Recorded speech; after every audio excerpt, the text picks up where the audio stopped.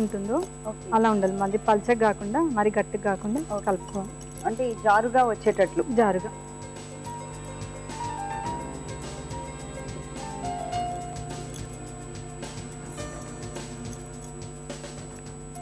ఇది హౌస్ వైఫా ఎంప్లాయా? నేను present tuitions చెప్తున్నాను. ఓకే. ఇంతకుముందు పార్లర్ రన్ చేశాను అనమాట. మ్యారేజ్ తర్వాత బేబీ అని. చిన్న పాప? చిన్న పాప 10 months. ఓ చాలా చిన్న పాప.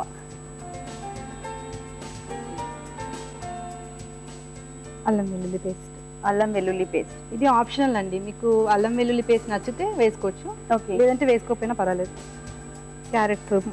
క్యారెట్ తురుము. ఇది ఒక 2 స్పూన్స్ సరిపోతుంది. ఓకే. ఉప్పు తగినంత. ఉప్పు. సన్నగా తరిగి పెట్టుకుంటేనే బాగుంటాయి ఆనియన్స్ కూడా, చాలా చిన్నగా. అవి కూడా ఒక 2 స్పూన్స్. ఓకే. కొంచెం కారం. రెడ్ అయినా వేసుకోవచ్చు, గ్రీన్ కొంచెం సన్నగా తరిమి కూడా వేసుకోవచ్చు. గ్రీన్ మిర్చి. ఆలు కూడా తురిమింది. తురిమిన ఆలు ఒక 2 స్పూన్స్. అది కూడా. కొత్తిమీర.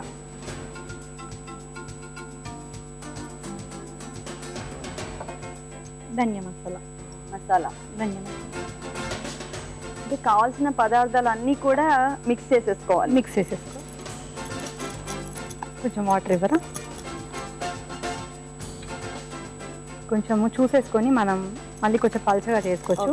మరి గట్టిగా ఉంటే బ్రేక్ అయిపోతుంది ఆమ్లెట్. సఖీ ఎక్కువ చూస్తుంటారా? సఖీనే బాగా చూస్తాం ఎక్కువ. సఖీలో మీకు ఏది ఇంకా బాగా నచ్చుతుంది? చూడండి చేయండి బాగుంటుంది. చూడండి చేయండి. ఇంకా వస్త్రాకృతి కూడా బాగుంది. అంటే బ్లౌజెస్ కటింగ్స్ చూపిస్తూ ఉంటారు. వస్త్రాకృతి ప్యాన్ పెట్టేసుకొని వేడి చేసేస్తాం.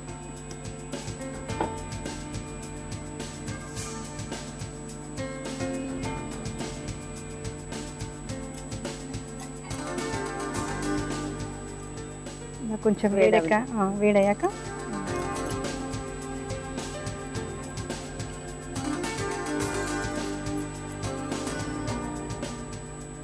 మనం మూత ఏమన్నా పెట్టాలండి? అవసరం లేదు. మూత ఒక 2 minutes మగ్గడాన్ని పెడితే సరిపోతుంది. పెట్టకపోయినా పర్వాలేదు. హైలో ఉండాలా? సిమ్లోనే ఉండాలి. కొంచెం సిమ్లోనే. అంటే పిండి కదా మనకి కొంచెం ఉడకాలి. ఓకే. మూత పెట్టేద్దామా? పెట్టండి. ఒక 2 minutes ఇలా మూత పెట్టేస్తే అయిపోతుందా? వేసేసుకొని మనం రెండో వైపు కూడా బాగా కాలేటట్టు చూసుకోవాలి. ఒకసారి చూద్దామా అండి? చూద్దామండి.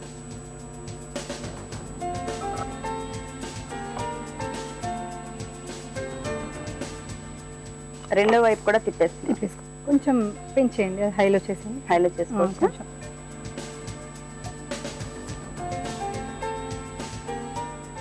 అది రెండో వైపు కూడా మనకి కాలేలోపు ఒక మంచి టిప్ చెప్తారా?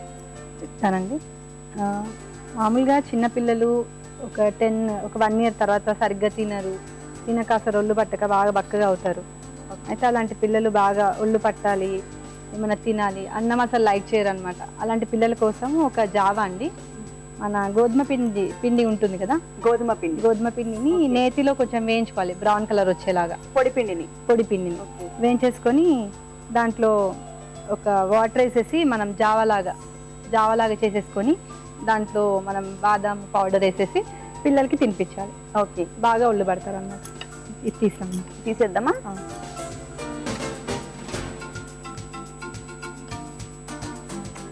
కొంచెం ఆయిల్ వేసుకుని అది కూడా వేసేద్దాం.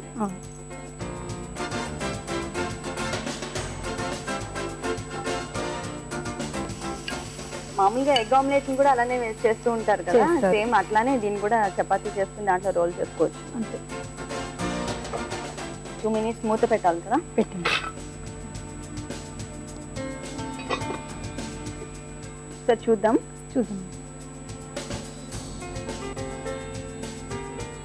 తిప్పుదామా? తిప్పేసాము. వేగిపోయింది. ఓకే అయిపోయింది. ఆఫ్ చేసాను. Serving bowl. దీన్ని మనం కొత్తిమీరతో క్యారెట్ తురుముతో గార్నిష్ చేద్దాం.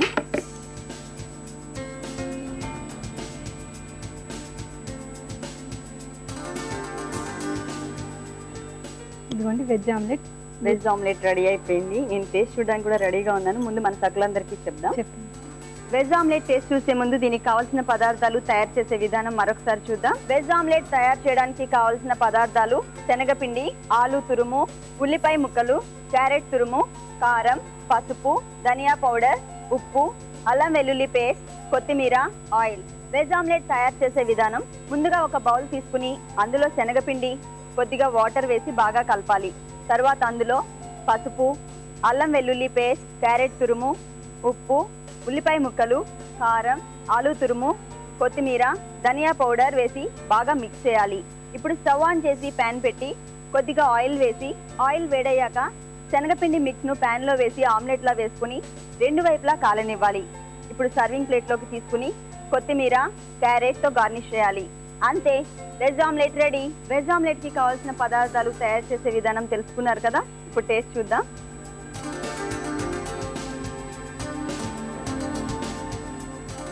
స్వప్న గారు, ఎగ్ ఆమ్లెట్ ఏ టేస్ట్ అయితే వస్తుందో సేమ్ టేస్ట్ ఉందండి. ఎందుకని?